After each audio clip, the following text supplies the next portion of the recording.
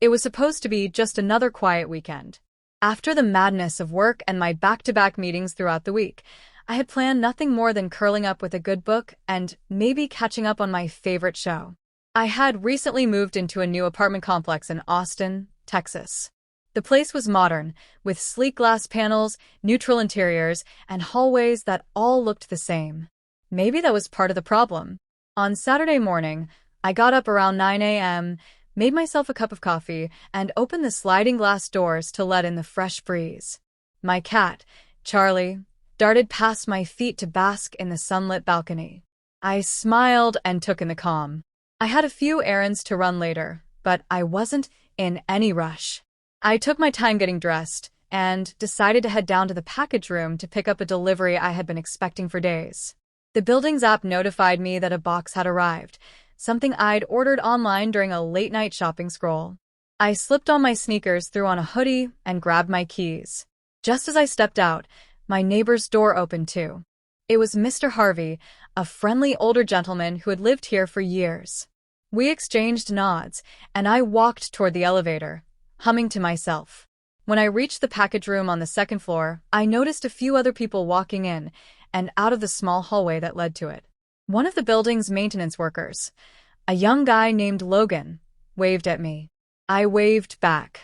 I had gotten used to seeing familiar faces around here. It felt like a small community. Now, here's where things went wrong. I had recently been to a friend's apartment a few floors down, and somehow the layout must have confused me. The door to the package room was usually halfway down the hallway on the right, and I was sure I was in the right place. Without giving it too much thought, I reached out and pushed the door open. It was unlocked. I stepped in, and the first thing that struck me was the scent, warm vanilla and lavender. The second thing was the soft sound of music playing. I froze. This wasn't the package room. I had just walked into someone's apartment. My heart dropped. I turned on my heel instantly, whispering, "Oh my God," as I backed up. But before I could step out, a voice called from down the hall inside the apartment. "Hello? Is someone there?" I panicked. I should have left immediately, but some awkward part of me thought it would be rude to just vanish. I stood there like a deer in headlights as a young woman came into view. She was holding a cup of tea and wearing an oversized sweater. Her eyes widened when she saw me. "Oh no, I'm so sorry," I blurted. "I thought this was the package room. I must have gotten the wrong door." She paused, then let out a small laugh. "You scared me for a second. I thought you were breaking in." "I swear I wasn't," I said quickly, my cheeks burning. "I'm new here, apartment 503. I'm really sorry." She smiled, probably noticing how embarrassed I was. "It's okay. I'm Jenna. I live in 204. And yeah, this isn't the package room. That's the next door down." I apologized again before backing out and practically running to the actual package room. My heart was still racing, half from embarrassment and half from the surrealness of it all. How did I just walk into someone's apartment? Later that afternoon, I couldn't stop thinking about it. What were the odds that her door would be unlocked? And what were the chances I'd actually bump into her later? I hoped I wouldn't. I didn't want to relive that awkward moment again. But the universe had other plans. The very next day, I saw Jenna again at the local grocery store just down the street. I was reaching for a box of cereal when I heard someone say, "Package room thief." I turned around, and there she was, grinning. "You again," I said, half laughing, half dying inside. "Hey, it's not every day someone walks into your apartment by mistake." I figured I'd say hi. We chatted for a few minutes. She seemed chill, with a laid-back vibe and a quirky sense of humor. By the time we got to the checkout lane, she asked if I wanted to grab coffee sometime. I nodded, surprised by the turn of events. A few days later, we met at a coffee shop called Brew and Bloom near the park. Conversation came easy. She told me about her job. She was a freelance illustrator working mostly from home. I told her about my chaotic tech job. We laughed about the wrong door incident more than once. That one mistake turned into something of a running joke between us. Over the weeks, we got closer. Sometimes we'd bump into each other in the building. Other times we'd intentionally hang out, movie nights, evening walks, or spontaneous ice cream runs.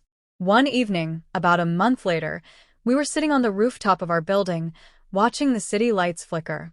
I turned to her and said, "You know, I've never been so glad to embarrass myself before." She smirked. "Yeah? Well, I've never been so glad to leave my door unlocked." We both laughed. It was one of those rare moments where everything felt perfectly in place. As time went on, we started dating. Jenna was kind, creative, and never failed to make me laugh. My friends teased me about how I broke into love, and I'd just shake my head. Honestly, the whole thing still felt like something out of a movie. Months passed, and what began as an embarrassing accident slowly turned into a love story neither of us saw coming. I told my parents how I met her, and my mom couldn't stop laughing. "You mean to tell me you just walked into her apartment?" she asked between chuckles. "Yep," I said. "Right through the wrong door. Best mistake I ever made."